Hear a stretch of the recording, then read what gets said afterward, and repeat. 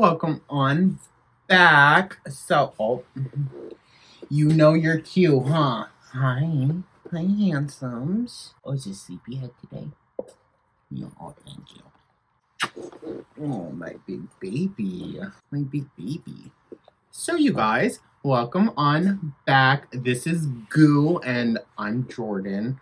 I don't think I've ever introduced myself. It feels weird. But welcome on back. So for this video, I am going to be discussing Monster Mania Con 62, which was this past weekend in Cherry Hill, New Jersey. Very close, so didn't have to go far, thank God. And yeah, I got to meet some super dope people and got some cool stuff as well, as you guys might be able to see.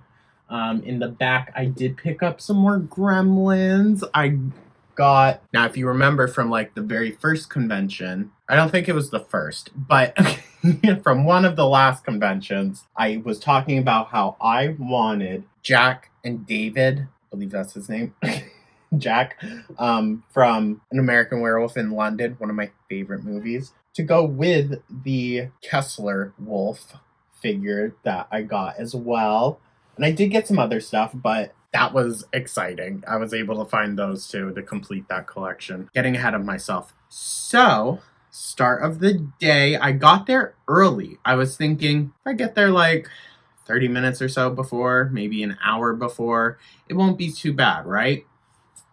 People had camped out the night before. I didn't know that people go that hard for this. Good to know now. When I pulled up, there were multiple lines stretching all around the building. It was insane. I was able to go right in, get my wristband, do all that, and there were lines inside as well. The VIPs were already lining up. So I hopped into line. There was that. I waited from about 9:30 to it wasn't until noon that we were even let inside. So it started to get cold. It was a chilly day. It was just gross, nasty, not fun. But we did eventually get inside. And this was all just for Susan Sarandon. She was there on Saturday only. So that was the day that I first went. The line was so freaking long. So long. Her photo ops weren't until like 5 p.m. Yeah, she was doing signing for a decent amount of that time.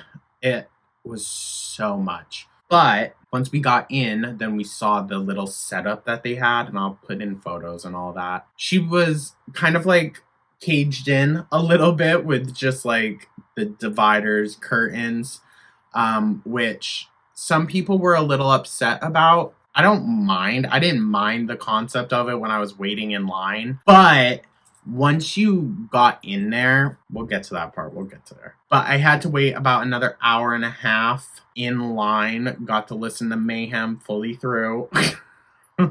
And it was like kind of rather expensive for autographs and whatnot. You weren't allowed to take any pictures of her or with her in the booth. If you wanted to do that, you had to do the professional photo op. But yeah, so it was a great way to start the morning. Once I got in to the little tent, I guess we could call it, it's very relaxed in there.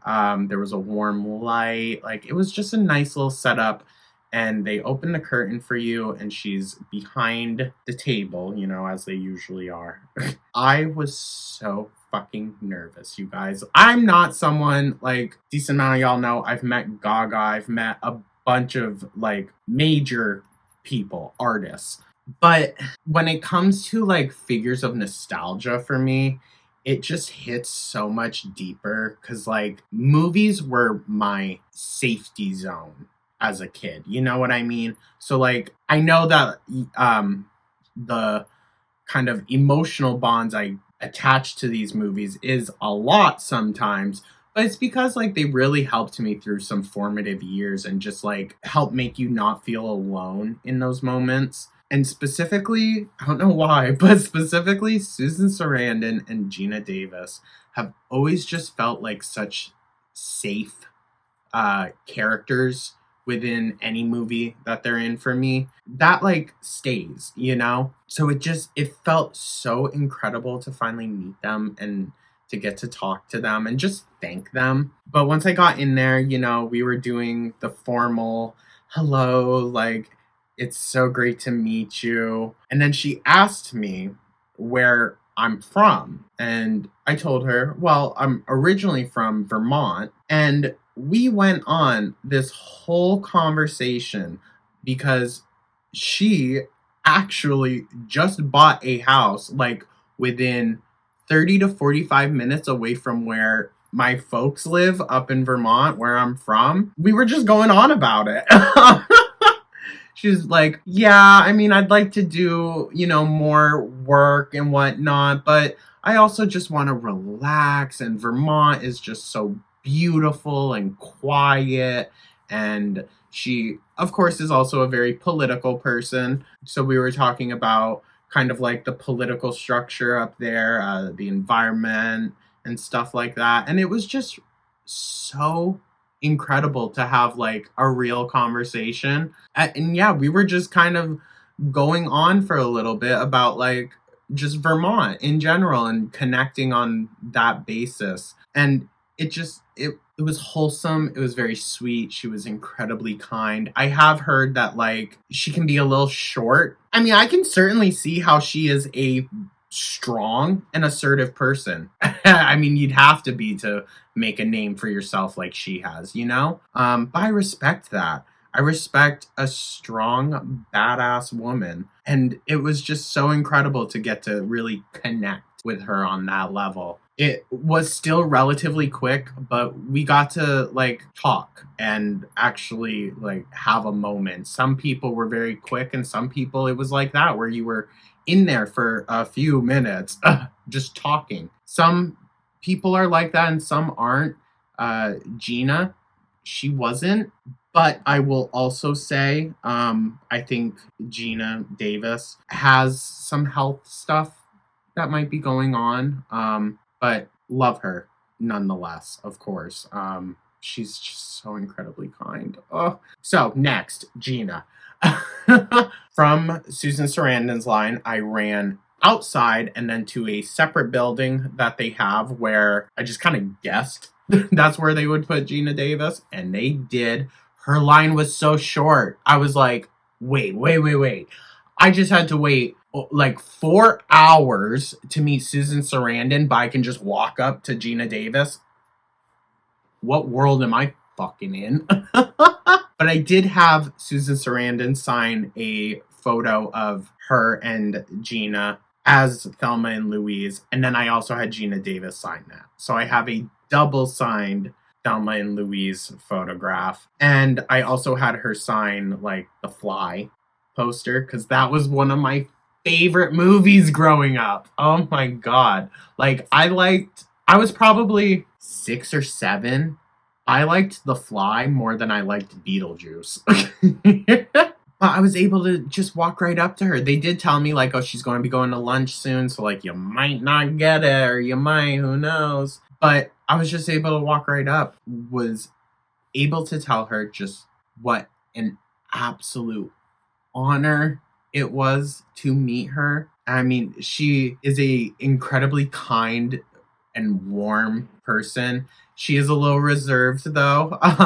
I will say that, but she's so sweet. She was so sweet. Oh, I got to stand there and talk with her just a little bit, like generally just kind of flattering her because I couldn't stop gushing. I was like, I adore you. Like you were my everything growing up. It's just such an honor to meet you. And after that, I did do some shopping, of course.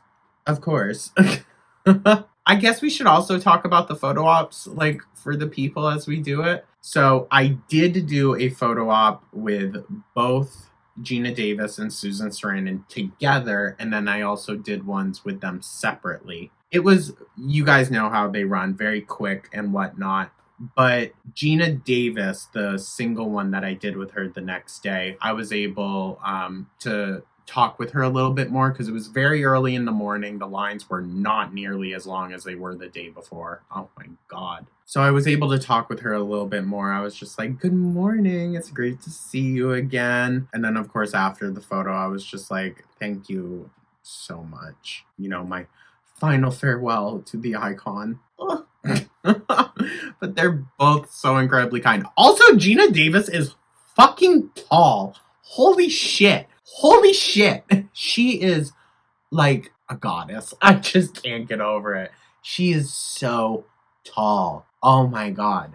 I wasn't expecting it. I really wasn't. If she was standing up in the photo, she would have been like above me. She's tall. A tall, beautiful woman. So there is that. Tobin Bell was also there. He played Jigsaw. That's fucking dope. His lines were incredibly freaking long too. I would have gone over to try to see him on Saturday because he was there as well.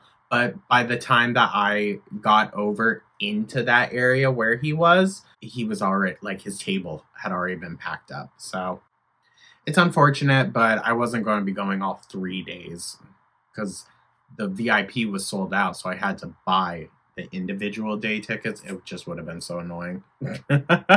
Shawnee Smith was also there. She played, I can't remember. She was in Saw as well. Some of the Terrifier cast was there. Let me see, is there a list? Killer Clowns from Outer Space. I also did a photo op with them. I'll insert that. I think that's just a fun little one. And yeah, of course, I'll put in all the photos of everything. I did get some stuff. So after the photo ops, then I would do my shopping. As you can see in the background here, I did find some more Gremlin dudes. I was able to find... So this one back here is George. They call him Mohawk, but it's Spike. Like, right? Or Stripe? I don't know. Okay, Mohawk. And then I also got Lenny. He's hanging from the rafters up here. But I'm still on the look for Gizmo and Daffy. So gonna have to keep my eyes peeled. I did get some stuff from some smaller creators. That's what I love these conventions for, is the small time creators that are there.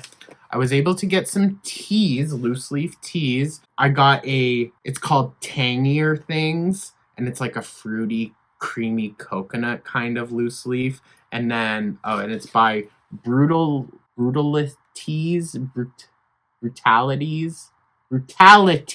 Okay, I get it.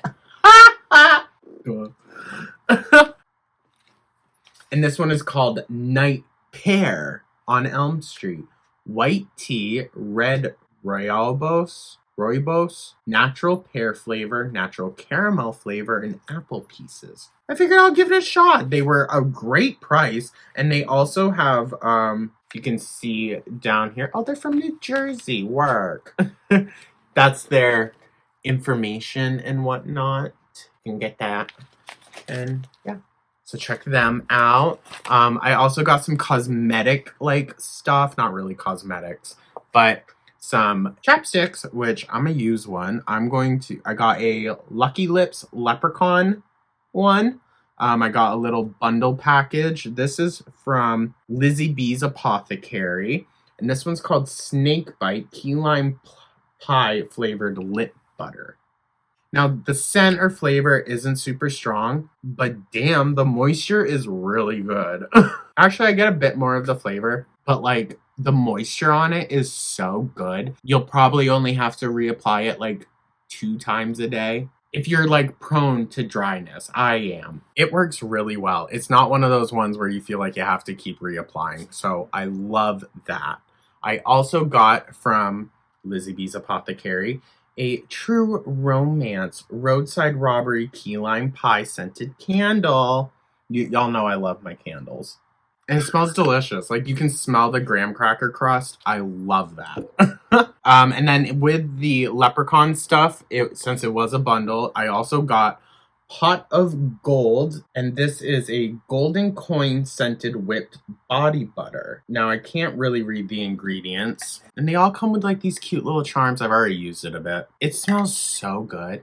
Like warm vanilla, but like it's got a sweetness to it. I really enjoy it. And it also came with a bar of soap, Luck of the Irish.